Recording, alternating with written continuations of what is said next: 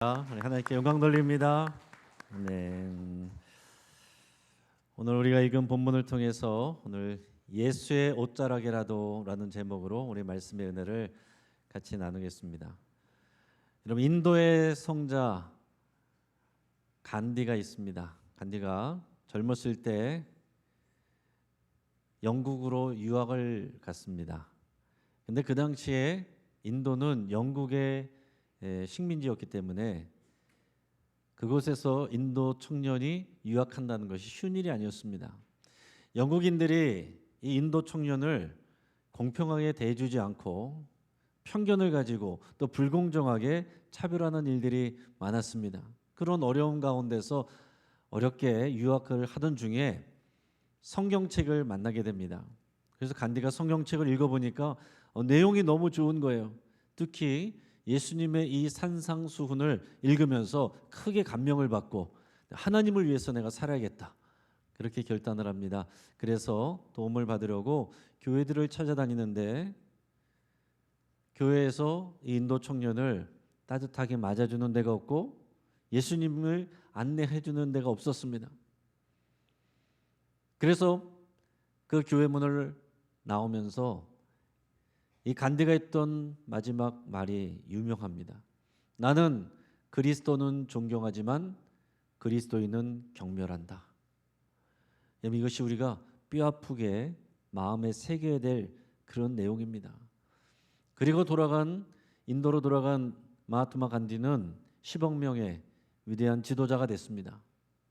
만약 그때 교회 지도자들과 교회 성도들이 마하트마 간디를 따뜻하게 대해줬다면, 예수님의 사랑을 알려줬다면, 마하트마 간디가 그때 예수님을 진짜 만났다면 인도는 위대한 크리스찬 리더를 갖게 됐을 겁니다. 여러분, 교회에 있다라고 해서 다 예수님을 만나는 게 아니에요. 또 교회 온다라고 해서 다 예수님을 만나는 게 아닙니다. 사람 만나고 실망하고 돌아갈 수 있는데, 그러나 그 너머에 계신 예수님을 만나야 됩니다. 오늘 저 여러분들이 오늘 예수님을 또한 새롭게 만나게 되는 귀한 역사 있기를 바랍니다. 오늘 우리가 읽은 본문 말씀은 3절밖에 되지 않는 짧은 구절입니다. 그래서 우리가 성경을 읽다 보면 우리가 주의를 기울이지 않고 그냥 쉽게 지나갈 수 있는 그런 짧은 본문입니다. 여기에는 특별한 사람도 나오지 않아요. 그러나 오늘 본문에 나오는 사람들은 예수님을 진짜 만난 사람들입니다. 우리가 그들을 우리가 알기를 원하는데요. 예수님께서 어느 날 갈릴리에서 사역하고 계실 때에 배를 타고 반대편으로 서쪽으로 건너오셨다라고 그랬어요. 베세다 지역에서 게네사렛 동네로 오셨습니다. 그 당시 예수님에 대한 소문이 이미 많이 퍼져 있었기 때문에 삽시간에 동네에 예수님이 오셨다라는 소식이 전해졌고 마을 사람들이 동네에 있는 환자들을 다 데리고 예수님께로 왔어요. 자, 오늘 본문 말씀을 같이 한번 읽겠습니다. 그들이 건너가 게네사렛 땅에 이르니 그곳 사람들이 예수이신 줄 알고 그 근방에 두루 통지하여 모든 병든 자를 예수께 데리고 와서 다만 예수의 옷자락이라도 손을 대게 하시기를 간구하니 손을 대는 자는 다 나음을 얻으니라. 아멘. 자, 예수님과 제자들은 밤새 배를 타고 넘어왔기 때문에 굉장히 육체적으로 피곤했습니다. 그래서 나중에 만납시다 할 수도 있었지만은 예수님은 그들을 물리치지 않고 이 환자들을, 그 동네 사람들을 다 맞아주셨어요. 여러분, 왜 그랬을까요? 고통하고 있는 그들을 향한 긍휼한 마음을 예수님이 갖고 있기 때문에 그렇습니다. 그래서 그날 예수님께 나왔던 사람들은 예수님을 만났습니다. 그리고 예수님께 치유를 받았습니다. 그리고 예수님께 구원을 받았어요. 예수님께 치유를 받은 사람들이 그냥 그것으로 끝나는 것이 아니라 이분이 정말 하나님의 아들 메시아시구나, 이것을 믿게 되고 육체의 치유뿐만이 아니라 영적인 구원을, 영생을 받게 됐다라는 것입니다. 자, 여기서 먼저 우리가 주목할 부분이 있는데, 환자들이 알아서 예수님께 나와서 예수님을 만난 게 아닙니다. 그들은 예수님이 온지도 몰랐고 예수님께 나올 힘도 없어요. 근데 그들의 이웃들이 예수님 왔다는 소식을 먼저 듣고 집집마다 찾아다니면서 예수님이 왔습니다 소식을 전해줬어요. 그리고 어떤 사람들은 환자들을 부축하고 끌어안고 그들을 예수님께로 데리고 갔어요. 그런 좋은 이웃들이 있었기 때문에 그 환자들이 예수님을 만날 수 있었다라는 사실입니다. 여러분, 교회는 신앙생활은 교회에서 이 공동체를 통해서 하는 거예요. 우리가 개인적인 성향이 나는 사람들 만나기 싫습니다, 나는 혼자 있는 게 좋습니다, 그런다 할지라도 상관없이 구원은 교회로 부르신 것이고 교회의 몸인 공동체로 부르신 거예요. 그래서 반드시 우리가 공동체를 통해서 신앙이 자라가고 예수님을 더 깊이 만나게 되고 공동체로서 우리가 성숙하게 되는 것입니다. 그래서 요즘에 우리가 교구 개편, 구역 개편을 하는 이유가 이런 건강한 영적 소그룹을 만들기 위해서 이것을 하는 것입니다. 그냥 단순히 조편성 관리하기 위해서 조편성하는 게 아니에요. 여러분, 우리가 교회 왔는데 수백 명의 사람들을 우리가 어떻게 한꺼번에 다 알 수 있습니까? 어떻게 깊이 우리의 이야기를 할 수 있습니까? 어떻게 친밀한 주님의 사랑을 그 가운데서 경험할 수가 있겠어요? 반드시 이런 작은 소그룹을 통해서 내가 교회를 오면 내 이름을 불러주고 반갑게 맞아주고 내 이야기를 들어주고 나를 위해서 기도해주고 내가 즐거워할 때 함께 즐거워해주고 내가 슬플 때 함께 울어줄 수 있는, 그러면서도 나를 지지해주고 나를 예수님께로 인도해줄 수 있는 이런 좋은 이웃이 있어야 우리가 예수님을 만날 수 있고 예수님을 만나서 우리가 치유받고 구원받고 건강한 신앙을 배워가게 된다라는 사실입니다. 그러니까 여러분들의 구역을 통해서 건강한 영적인 소그룹을 여러분 참여하시고 만들어 가시기를 바랍니다. 우리가 사람 때문에 교회 안으로 못 들어오는 사람들도 있지만 좋은 이웃과 좋은 사람들 때문에 예수님을 만나게도 되는 거예요. 그런 영적인 좋은 소그룹, 좋은 믿음의 식구들을 여러분 꼭 만나시기를 바랍니다. 자, 재밌는 것은 뭐냐면 오늘 본문에서 예수님께 나온 환자들이 뭐라고 그랬냐면 다만 예수님의 옷자락에라도 손을 대게 해주십시오 이렇게 부탁을 했어요. 아마 예수님의 제자들에게 그렇게 말했을 겁니다. 왜 그렇게 얘기했을까요? 자, 예수님께 왔는데 동네 사람들이 다 왔습니다. 사람이 너무 많아요.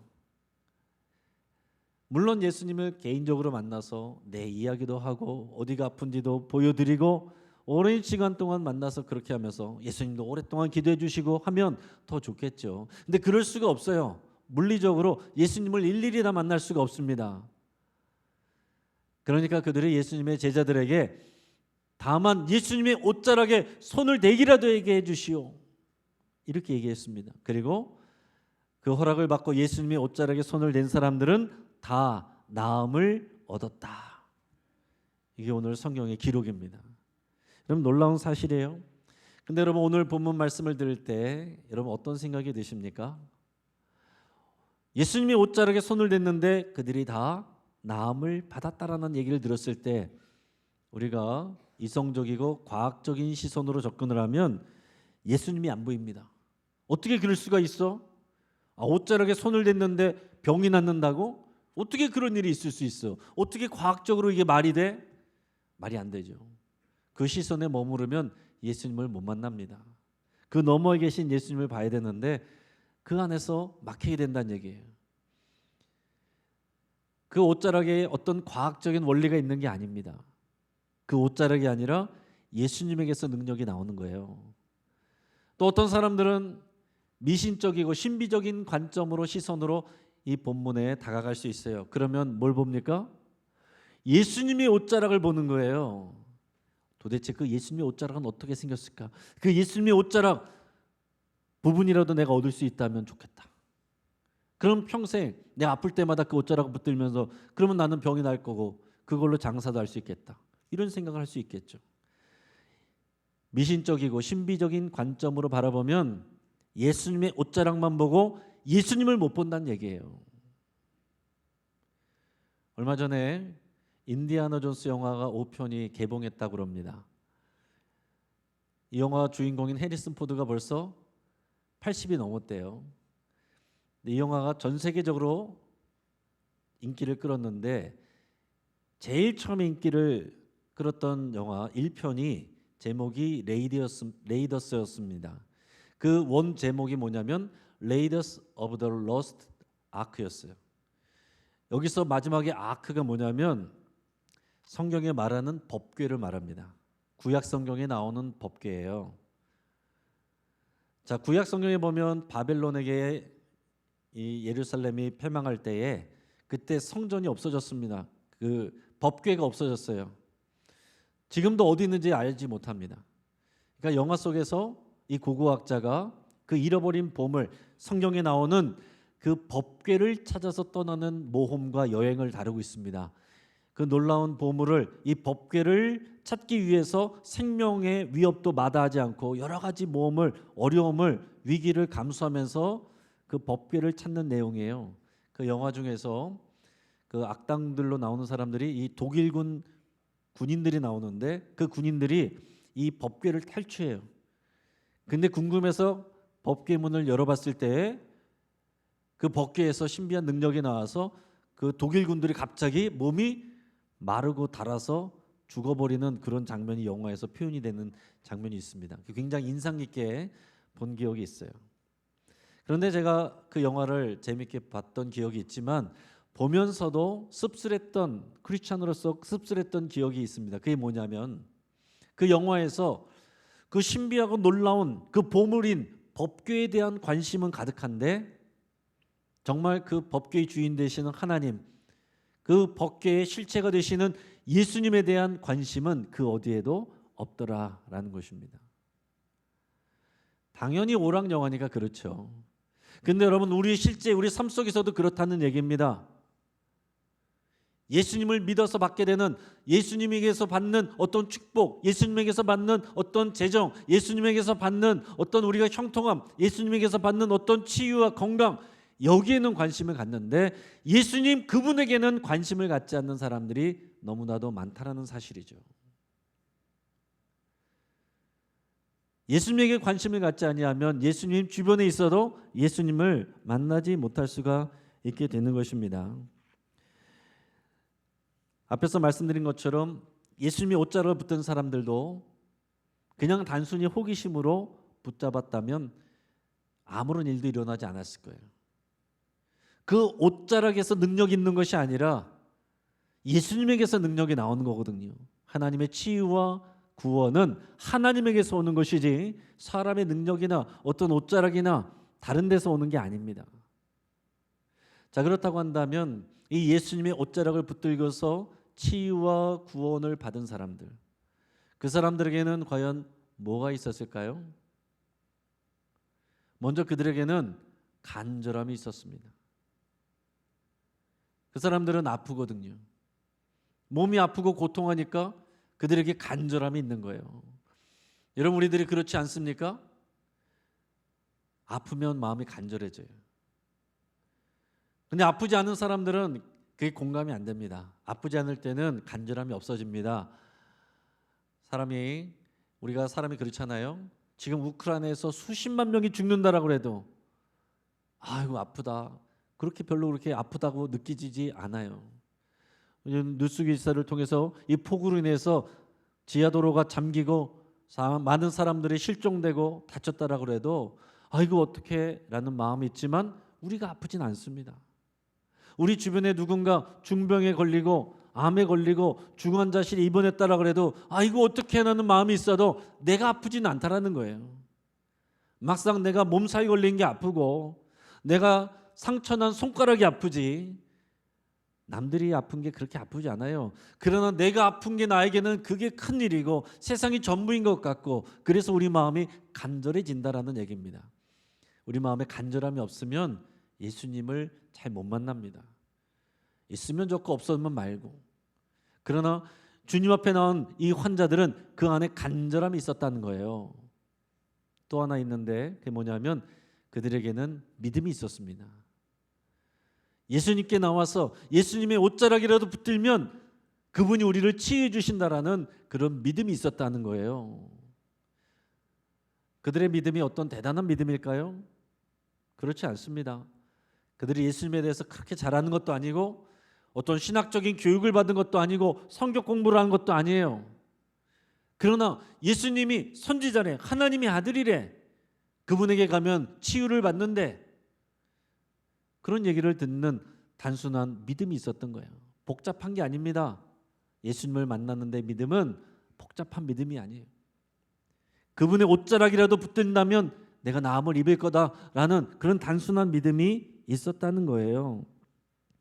여러분, 우리가 성경 우리가 14장을 읽었는데 그 앞에 9장에 보면 혈루증 앓던 여인이 예수님의 옷자락을 붙들고 치유받은 사건이 나옵니다. 그 유명한 사건이죠. 유명한 이적인데, 그때도 옆에 있는 제자들은 몰랐지만 예수님은 알았어요. 누가 내 옷자락을 잡고 내게서 능력이 나갔다. 혈루증 앓던 여인이었습니다. 그 여인을 만나서 예수님께서 딸아, 두려워하지 말라, 내 믿음이 너를 구원하였느니라 그랬거든요. 그 믿음이, 그 소식이 전달되어서 오늘 예수님 앞에 나온 환자들은 단순한 그 믿음, 그런 일이 있었대, 우리도 나가면 예수님이 옷자락이라도 붙들면 나음을 입을 거야 라는 단순한 믿음이 있었다는 겁니다. 그래서 그 간절함과 믿음을 가지고 예수님의 옷자락을 붙잡았을 때 그들이 치유를 받고 구원을 받은 거예요. 예수님을 만난 것입니다. 예수님의 옷자락을 얼마나 오래 붙드느냐, 어느 부위를 붙들어야 되느냐, 어느 시간 동안 얼마나 세게 잡아야 되느냐, 이런 거 하나도 중요하지 않다라는 거예요. 주님을 향한 간절한 마음과 믿음, 그게 예수님을 만나게 됐다는 것입니다. 그래서 여러분, 주로 고통 속에 있는 사람들이 예수님을 만납니다. 이해할 수 없는 인생의 고통 속에서 예수님 앞에 나오면 구원을 받아요. 치유를 받습니다. 예수님을 만납니다. 그러나 고통이 있어도 예수님 앞에 나오지 않냐면 그 고통 속에 있게 되고 그것이 절망이 되고 죽음이 되기도 하죠. 그래서 고통은 축복의 문이다, 이런 표현도 쓰는 겁니다. 예수님 앞에 나오면, 믿음 가지고 나오면 우리의 고통이 주님을 만나게 되고 치유함을 받게 되고 더 나아가서 구원을 받게 되는 축복의 문이 된다라는 사실이에요. 자, 그런데 이런 간절함도 없고 믿음도 없으면 예수님 주변에 아무리 오래 있어도, 예수님을 직접 아무리 대면했어도 예수님을 못 만납니다. 지금도 마찬가지예요. 교회는 나왔지만, 예배 자리는 있지만 내게 간절함이 없고 내게 믿음이 없으면 예수님을 만난 고백이 없습니다. 여러분들에게 예수님을 만나셨습니까? 인격적으로 만나셨습니까? 물어보면 여러분들에게 대답이 있어야 돼요. 근데 그게 없으면 내 몸은 나와 있지만 예수님은 못 만나고, 예배는 드리고 있지만 예배 시간을 끝나기를 견디고 있는 분들도 있다라는 사실이에요. 그래서 저는 그런 분들에 대한 특별한 마음이 있어요. 안타까운 마음이 있습니다. 교회 나와서 예수님을 못 만난 사람들을 제일 안타깝게 생각해요. 교회 나왔는데 예수님을 못 만나고 사람들만 보다가 상처받고 돌아가는 사람들, 그 너머에 계신 예수님을 만나지 못하는 사람들, 제일 안타까운 거죠. 예수님은 그런 사람들을 찾으러 오셨습니다. 저도 그런 분들을 향한 특별한 마음이 있고, 오늘 이 자리에서 예수님을 만났던 분들은 또 새롭게 만나시고 매일같이 만나시고, 아직 내가 예수님을 만난지 모르겠습니다라고 하시는 분들은 간절함과 믿음을 가지고 예수님 앞에 나오셔서 예수님을 만나시기를 축복합니다. 자, 예수님을 대면했지만 이런 간절함과 믿음 없이 예수님을 만나지 못한 사람들이 많이 있습니다. 오늘 성경에도 보면 오늘 본문의 짧은 세 줄에는 예수님을 만난 사람들 나오지만 그 앞뒤로는 더 많은 내용들은 예수님을 보았으나 대면했으나 만나지 못한 사람들을 소개하고 있어요. 바로 다음 장에 나오는 15장에도 보면 그런 사람들이 나옵니다. 15장 1절 2절 같이 읽어보겠습니다. 그때에 바리새인과 서기관들이 예루살렘으로부터 예수께 나와 이르되 당신의 제자들이 어찌하여 장로들의 전통을 범하나이까? 떡 먹을 때 손을 씻지 아니하나이다. 자, 여기서 나오는 바리새인과 서기관들은요, 율법을 공부하고 연구하고 해석하고 가르치는 종교 지도자들입니다. 근데 이 사람들은 이 동네에 있는 사람들 아니고 예루살렘에서 특별한 임무를 받고 온 사람들이에요. 이 예수라는 사람이 기적을 일으킨다더라. 사람들이 그를 메시아라고 한다더라. 가서 확인해봐라. 조사하려고 왔고 시험하려고 온 사람들이에요. 그래서 그들은 예수님께 시험 질문을 내고 시험을 하는 겁니다. 그 질문이 뭐예요? 왜 당신의 제자들은 장로들의 전통에 나오는 그 정결법 손을 안 씻고 밥을 먹습니까? 이걸 문제 삼았어요. 장로들의 전통이 뭐냐면, 여러분 흔히 탈무드라고 들어보셨죠? 우리 탈무드라고 듣는 그 안에 뭐 미시나 미드라시 이런 것들이 복잡한 내용들이 많이 있는데, 그게 뭐냐면 모세를 통해서 율법을 받았어요. 하나님의 말씀이 있습니다. 그런데 실제 생활에서 어떻게 어디만큼 적용해야 될지 잘 모르잖아요. 그러니까 그것을 학자들이 모여가지고서 연구를 해가지고 구체적인 내용들을 써놓은 게 있어요. 그게 미시나 미드라시 이런 뭐 내용들인데 굉장히 방대한 책입니다. 우리가 흔히 알고 있는 탈무드에 있는 그런 교훈들도 있고 어떤 법적인 것도 있고 규칙에 대한 내용들도 있는데, 그런 방대한 내용들을 장로들의 전통, 사람들의 유전 이런 표현을 성경에서 씁니다. 자, 거기서 어떤 내용들이 있냐면, 자, 우리가 거룩한 백성이 되니까 깨끗해야 되는데 실천하기 위해서 예를 들면 이런 것입니다. 먼지 많이 묻어서 돌아오면 음식 먹기 전에 씻고 먹어야죠. 당연한 겁니다. 그런 내용들을 써 있는데, 예를 들면 물 한 통을 두 손에 부으면 깨끗하다. 그러나 반 통을 부었으면 깨끗하지 않다. 거기다가 4분의 1을 더했으면 깨끗하다. 뭐 이런 자질구레한 내용까지 아주 자세하게 해놓은 겁니다. 자, 그런 시선으로 바라보니까 예수님이 안 보이고 그 법에 저촉되는 내용들만 보는 거예요. 예수님이 그 병든 사람들을 만나고 그들이 예수님을 만지고 예수님이 그들을 만지고, 이 장로들의 전통으로 보면 나쁜 일입니다. 참남한 일이에요. 그러면 같이 부정해진다고 보는 거거든요. 그러니까 예수님이 하시는 일들을 다 못마땅하게 보는 거예요. 이 바리새인과 지도자들은 예수님을 못 만났습니다. 대면했지만 못 만났어요. 오늘날에도 마찬가지입니다. 한국교회 안에 법과 전통에 얽매여서 예수님을 보지 못하고 하나님의 마음을 읽지 못하고 또 다른 사람들을 가로막고 있는 장벽이 되는 많은 사람들이 있다라는 얘기예요. 또 오늘 본문 앞에 보면 또 어떤 사람들이 나오냐면 예수님을 왕으로 삼으렸다 했던 사람들이 있습니다. 오늘 본문에서 예수님이 갈릴리 호수를 건너왔다라고 그랬잖아요. 벳세다라는 곳에서 게네사렛이라는 곳으로 왔는데, 벳세다에서 어떤 일이 있었냐면 오병이어 사건이 있었어요. 오병이어 기적. 놀라운 기적이죠. 그래서 그것을 경험하고 기적을 경험했던 사람들이 예수님을 왕으로 섬기려고 그랬어요.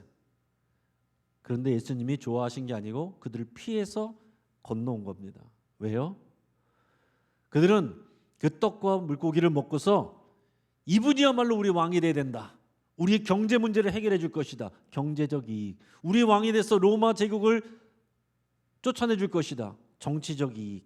이걸 가지고 예수님 앞에 나오니까 예수님이 피했던 거예요. 여러분, 그런 경제적 이익, 정치적인 입장 가지고서 예수님께 접근하면 예수님 못 만납니다. 또 그 앞에 13장 보면 예수님을 못 만난 또 다른 사람들이 있는데 나사렛 동네 사람들이에요. 예수님이 어릴 때부터 자랐던 그 동네 사람들. 자, 오늘 본문에서 게네사렛 동네 사람들은 예수님을 만났습니다.